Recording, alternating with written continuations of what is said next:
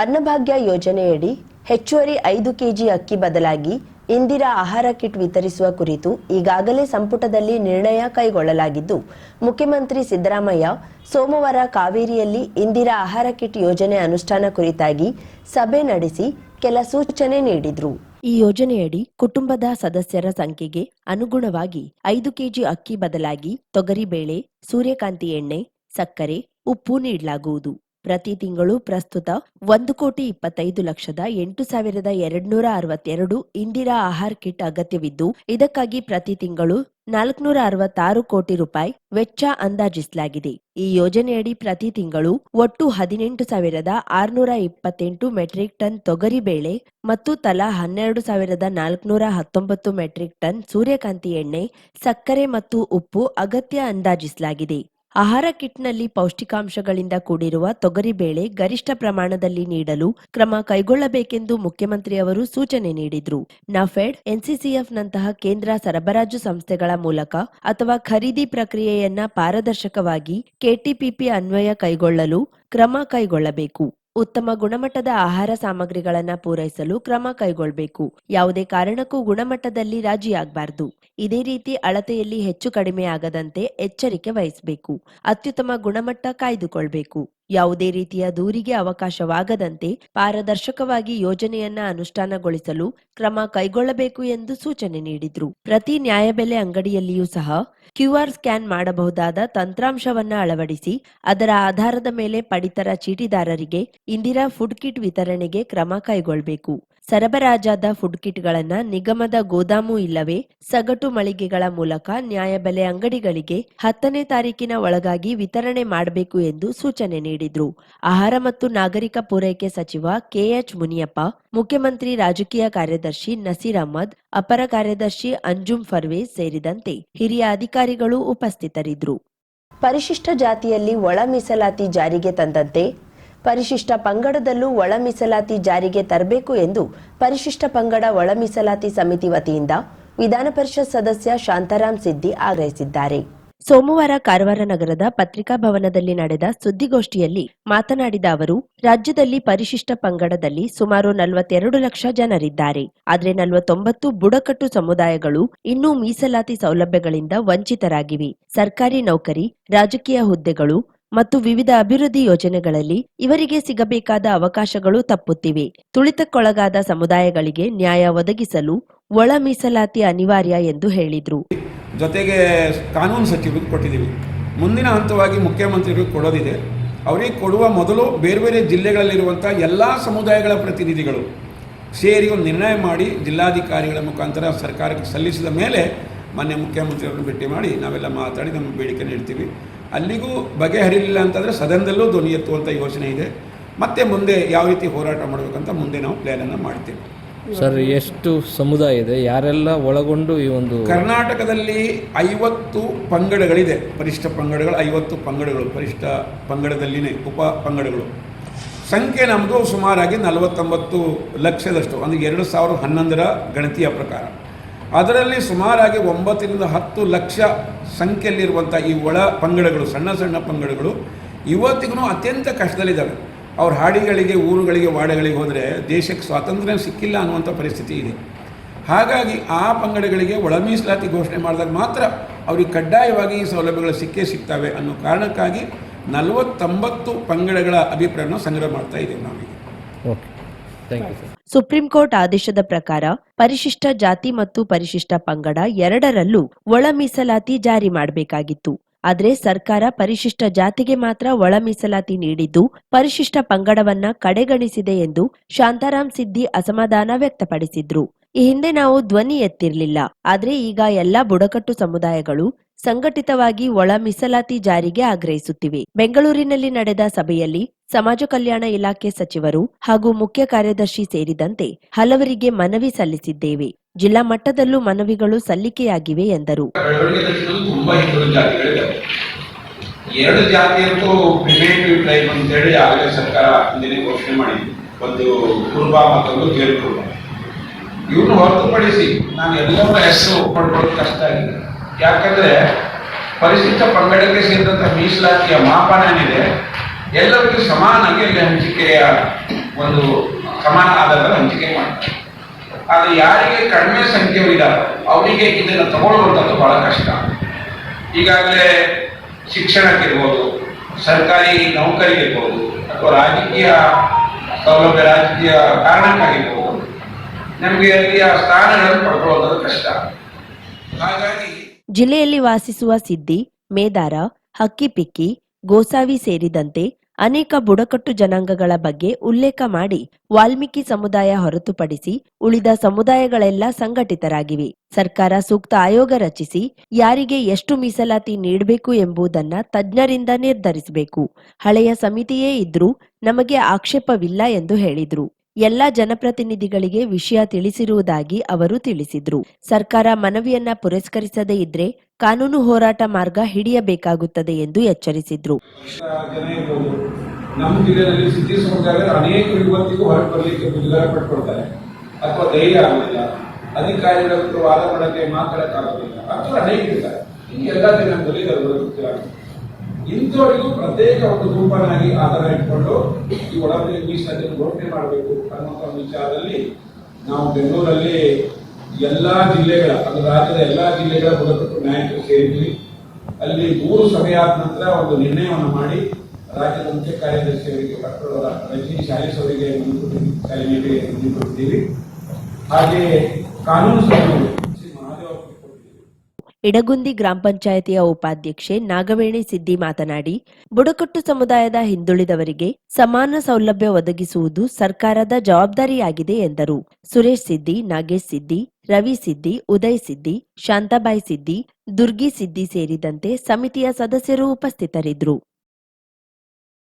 ಒಳ ಮೀಸಲಾತಿ ಬೇಕೆಂಬುದು ನಮ್ಮ ಮುಖ್ಯ ಬೇಡಿಕೆ. ಒಳ ಮೀಸಲಾತಿ ಸಿಕ್ಕಿಲ್ಲ ಅಂದರೆ ನಮಗೆ ಉದ್ಯೋಗದಲ್ಲಿ ಮತ್ತು ಆರ್ಥಿಕವಾಗಿ ಮುಂದೆ ಬರಲಿಕ್ಕೆ ಕಷ್ಟ ಆಗ್ತಾಯಿದೆ.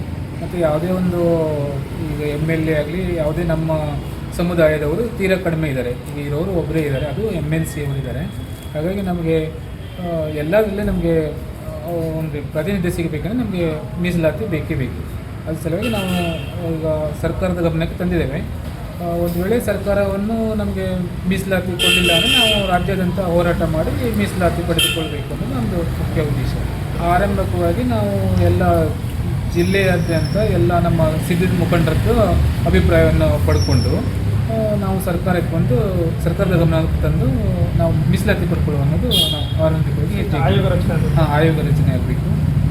ಆಯೋಗದ ಮುಖಾಂತರ ನಮಗೆ ಮೀಸಲಾತಿ ಕೊಡಬೇಕು ಅಂತ ನಮ್ಮದು ಎಷ್ಟು ಜಾತಿಗಳು ನಮ್ಮಲ್ಲಿ 50 ಜಾತಿಯಲ್ಲಿ 49 ಜಾತಿ ತೀರಾ ಹಿಂದುಳಿದ ಜಾತಿಯಾಗಿ ಉಳ್ಕೊಂಡಿದ್ದಾವೆ. ಹಿಂದುಳಿದವರ, ದಲಿತರ, ಮಹಿಳೆಯರ ಮೀಸಲಾತಿಯನ್ನ ವಿರೋಧಿಸಿದ್ದು ಬಿಜೆಪಿ, ಜಾರಿ ಮಾಡಿದ್ದು ನಮ್ಮ ಕಾಂಗ್ರೆಸ್ ಸರ್ಕಾರ ಎಂದು ಮುಖ್ಯಮಂತ್ರಿ ಸಿದ್ದರಾಮಯ್ಯ ನುಡಿದರು. ಗ್ರಾಮೀಣಾಭಿವೃದ್ಧಿ ಮತ್ತು ಪಂಚಾಯತ್ ರಾಜ್ ಇಲಾಖೆ ಬ್ಯಾಂಕ್ವೆಟ್ ಹಾಲ್ನಲ್ಲಿ ಆಯೋಜಿಸಿದ್ದ ಕಾರ್ಯಕ್ರಮದಲ್ಲಿ 2023-24ನೇ ಸಾಲಿನ ಗಾಂಧಿ ಗ್ರಾಮ ಪುರಸ್ಕಾರಗಳನ್ನು ವಿತರಿಸಿ ಹಾಗೂ ಈ ಸ್ವತ್ತು 2.0 ತಂತ್ರಾಂಶಕ್ಕೆ ಚಾಲನೆ ನೀಡಿ ಮಾತನಾಡಿದರು. ಬೆಳಗಾವಿ ಜಿಲ್ಲೆ ರಾಯಭಾಗ ತಾಲೂಕು, ವಿಜಯಪುರ ಜಿಲ್ಲೆ ಗ್ರಾಮ ಪಂಚಾಯತಿ, ಬೆಂಗಳೂರು ವಿಭಾಗ, ಹುಬ್ಬಳ್ಳಿ ತಾಲೂಕಿನ ಹಳ್ಳಿಯಾಳ ಅರಿವು ಕೇಂದ್ರಗಳಲ್ಲಿ ಈ ಎಲ್ಲ ಪುಸ್ತಕಗಳು ಲಭ್ಯ ಇರುತ್ತೆ.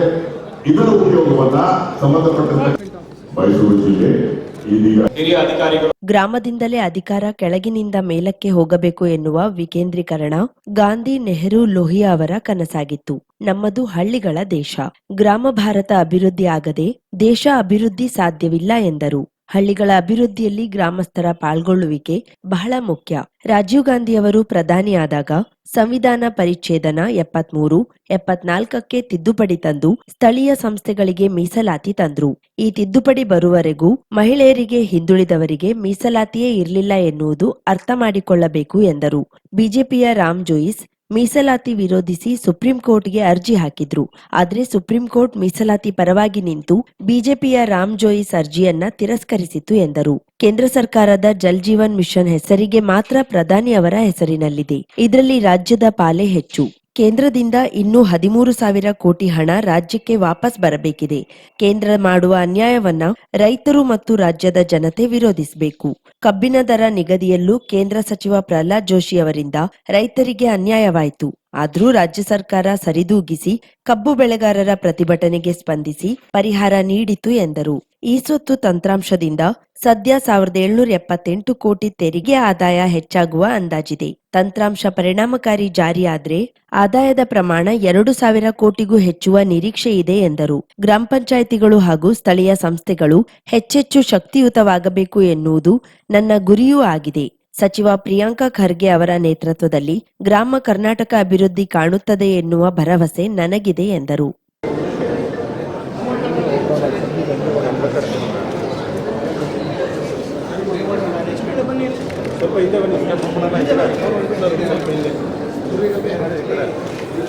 ಪರಿವರ್ತನೆ ಪ್ರಕೃತಿಯ ನಿಯಮ.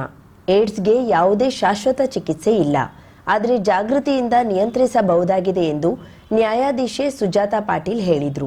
ಹಳಿಯಾಳ ತಾಲೂಕಿನ ಕೆಕೆಹಳ್ಳಿ ಗ್ರಾಮದಲ್ಲಿ ರಾಷ್ಟ್ರೀಯ ಸೇವಾ ಯೋಜನೆ ವಾರ್ಷಿಕ ಶಿಬಿರದ ಅಂಗವಾಗಿ ಸರ್ಕಾರಿ ಪ್ರಥಮ ದರ್ಜೆ ಕಾಲೇಜು ಹಳಿಯಾಳ ಇವರ ಸಂಯುಕ್ತಾಶ್ರಯದಲ್ಲಿ ವಿಶ್ವ ಏಡ್ಸ್ ದಿನಾಚರಣೆ ಕಾರ್ಯಕ್ರಮ ನಡೆಯಿತು. ಕಾರ್ಯಕ್ರಮವನ್ನ ಉದ್ಘಾಟಿಸಿ ಮಾತನಾಡಿದ ಅವರು, ವಿದ್ಯಾರ್ಥಿಗಳು ಗುರಿ ಸಾಧನೆಗೆ ಶ್ರಮಿಸಬೇಕು, ಪೋಷಕರು ಮಕ್ಕಳ ತಪ್ಪಿಗೆ ತೀರ್ಮಾನ ಮಾಡುವ ಮೊದಲು ಯೋಚಿಸಬೇಕು ಎಂದು ಸಲಹೆ ನೀಡಿದ್ರು.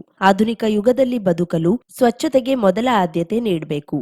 ಏಡ್ಸ್ ವೈರಸ್ ಎಲ್ಲೆಡೆ ಪಸರಿಸುವ ಸಾಮರ್ಥ್ಯ ಹೊಂದಿದ್ದು, ಸೋಂಕಿತರನ್ನ ಆಸ್ಪತ್ರೆಗೆ ದಾಖಲಿಸುವುದು ಅಗತ್ಯ. ಸರ್ಕಾರದಿಂದ ಉಚಿತ ಚಿಕಿತ್ಸೆ ಲಭ್ಯವಿದೆ ಎಂದು ತಿಳಿಸಿದ್ರು. ಪ್ರತಿನಿಧಿಯಾಗಿ ಬಂದಂತವರು ಅವರೇ ಹಾಗೂ ಎಲ್ಲ ನನ್ನ ಶಿಕ್ಷಕ ಬಂಧುಗಳೇ ಮತ್ತು ಇವತ್ತಿನ ಈ ಕಾರ್ಯಕ್ರಮದ ಕೇಂದ್ರ ಬಿಂದುಗಳಾದ ವಿದ್ಯಾರ್ಥಿ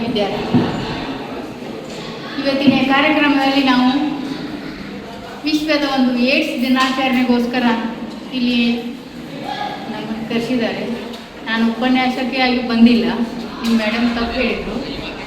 ಯಾಕಂದ್ರೆ ಇಲ್ಲಿ ಉಪನ್ಯಾಸ ಕೊಡೋರು ಎಕ್ಸ್ಪರ್ಟು ಡಾಕ್ಟರ್ಸು ನಾವು. ಕಾರ್ಯಕ್ರಮದಲ್ಲಿ ತಾಲೂಕಾ ಆರೋಗ್ಯಾಧಿಕಾರಿ ರೂಪಾ ತುರಮುರಿ ಮಾತನಾಡಿ, ಉಪನ್ಯಾಸಕರಾದ ಪ್ರಭುಲಿಂಗಯ್ಯ ಹಿರೇಮಠ ಸ್ವಾಗತಿಸಿದ್ರು.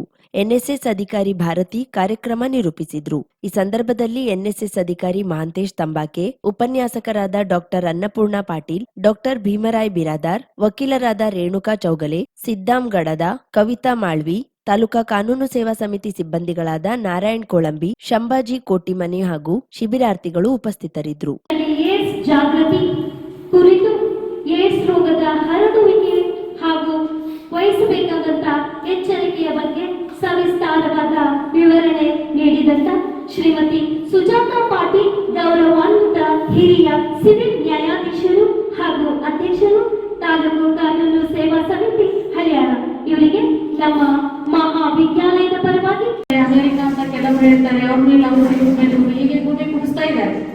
ಆದ್ರೆ ಒಂದು ಸ್ಟಡಿ ಪ್ರಕಾರ ಹಸಿ ಮಾಂಸ ಮತ್ತು ರಕ್ತ ಕುಡಿಯೋದು, ತಿನ್ನುವುದು ಮಾಡೋದ್ರಿಂದ ಇದು ಮನುಷ್ಯರಿಗೆ ಬಂದಿರಬಹುದು ಅನ್ನೋ ಒಂದು ವಿಚಾರ ವ್ಯಕ್ತಪಡಿಸ್ತಾ ಇದ್ರು.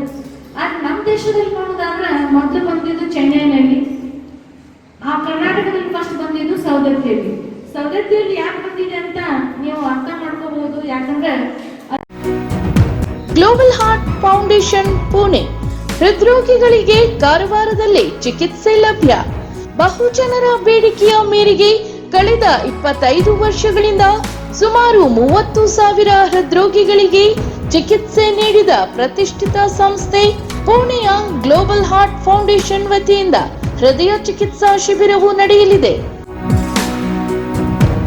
ಇದೇ ಬರುವ ಡಿಸೆಂಬರ್ 6 ಶನಿವಾರ ಹಾಗೂ ಡಿಸೆಂಬರ್ 7 ಭಾನುವಾರದಂದು ಕಾರವಾರದ ಹೋಟೆಲ್ ಪ್ರೀಮಿಯರ್ ರೆಸಿಡೆನ್ಸಿ 2ನೇ ಮಹಡಿಯಲ್ಲಿ ಬೆಳಿಗ್ಗೆ 6 ಗಂಟೆಯಿಂದ ಶಿಬಿರ ಆರಂಭವಾಗಲಿದೆ. ಮನೆ ಬಾಗಿಲಲ್ಲಿ ಚಿಕಿತ್ಸೆ ನೀಡಿ 3D ವ್ಯಾಸ್ಕ್ಯುಲರ್ ಟೆಕ್ ಮೂಲಕ ಸ್ಕ್ಯಾನಿಂಗ್, ಆಯುರ್ವೇದಿಕ ಔಷಧದಿಂದಲೇ ಹೃದಯ ಸಂಬಂಧಿ ಕಾಯಿಲೆ ನಿವಾರಣೆ, ಮಯೋಡ್ರಾಪ್ಸ್ ಎಕ್ಸೆಲ್ ಔಷಧವೂ ಲಭ್ಯ. ಇದು ಕಾರವಾರದಲ್ಲಿ ನಡೆಯುವ 7ನೇ ವರ್ಷದ ಶಿಬಿರವಾಗಿದೆ. ಸೀಮಿತ ಜನರಿಗೆ ಮಾತ್ರ ಅವಕಾಶ ಲಭ್ಯವಾಗಲಿದ್ದು, ಹೆಸರು ನೋಂದಾವಣೆಗಾಗಿ ಸಂಪರ್ಕಿಸಿ ಜಗದೀಶ್ ನಾಯ್ಕ್, ಮೊಬೈಲ್ ನಂಬರ್ 7020642285. 50,000ಕ್ಕೂ ಅಧಿಕ ಸಬ್ಸ್ಕ್ರೈಬರ್ಸ್. 1.68 ಕೋಟಿಗೂ ಮೀರಿದ ವ್ಯೂಸ್. ಸುದ್ದಿಯೊಂದು 10 ಲಕ್ಷಕ್ಕೂ ಹೆಚ್ಚು ವ್ಯೂಸ್ ಕಂಡ ಹೆಗ್ಗಳಿಕೆ. ವಸ್ತುನಿಷ್ಠ ಮತ್ತು ಖಾತ್ರಿಯಾದ ವರದಿಗಾರಿಕೆ. ಉತ್ತರ ಕನ್ನಡದ ಅತಿ ಹೆಚ್ಚು ಸಬ್ಸ್ಕ್ರೈಬರ್ ಹೊಂದಿರುವ ಯೂಟ್ಯೂಬ್ ಚಾನೆಲ್ ಕರಾವಳಿ ಮುಂಜಾವು ಡಿಜಿಟಲ್ ವೀಕ್ಷಕರಿಗೆ ಧನ್ಯವಾದ. ಇನ್ಮುಂದೆ ಸುದ್ದಿಯಲ್ಲ ಮತ್ತಷ್ಟು ಸೊಗಸು. ನಿಮ್ಮಲ್ಲಿಯ ಸಭೆ ಸಮಾರಂಭ, ಅಂಗಡಿ, ವ್ಯಾಪಾರ ಮಳಿಗೆಯ ಸಹಕಾರಿ ಸಂಸ್ಥೆಯ ಶುಭಾರಂಭದ ಕಾರ್ಯಕ್ರಮಗಳ ವಿಸ್ತೃತ ವಿಡಿಯೋ ಸುದ್ದಿ. ಸಂಪರ್ಕಿಸಿ ನಮ್ಮ ಕರಾವಳಿ ಮುಂಜಾವು ಡಿಜಿಟಲ್ ಪ್ರತಿನಿಧಿಗಳನ್ನ.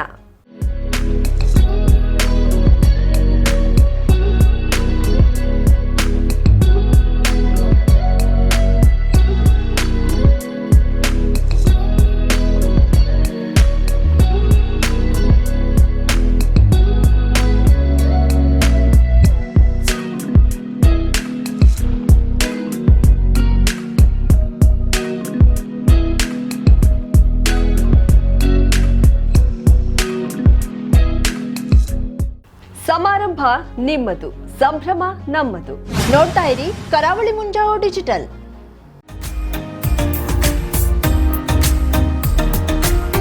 ಮಿಲನ್ ಎಂಟರ್ಪ್ರೈಸಸ್ ಬೃಹತ್ ಎಲೆಕ್ಟ್ರಾನಿಕ್ ಹಾಗೂ ಫರ್ನಿಚರ್ ಮಳಿಗೆ. ಉತ್ತರ ಕನ್ನಡ ಜಿಲ್ಲೆಯಲ್ಲೇ ಅತಿ ಹೆಚ್ಚು ಮಳಿಗೆಗಳನ್ನ ಹೊಂದಿರುವ, ಅತಿ ಹೆಚ್ಚು ಸಂತೃಪ್ತ ಗ್ರಾಹಕರನ್ನ ಹೊಂದಿರುವ ಮೂಲಕ ಹೆಗ್ಗಳಿಕೆಗೆ ಪಾತ್ರವಾಗಿರುವ ಏಕೈಕ ಸಂಸ್ಥೆ ಮಿಲನ್ ಎಂಟರ್ಪ್ರೈಸಸ್.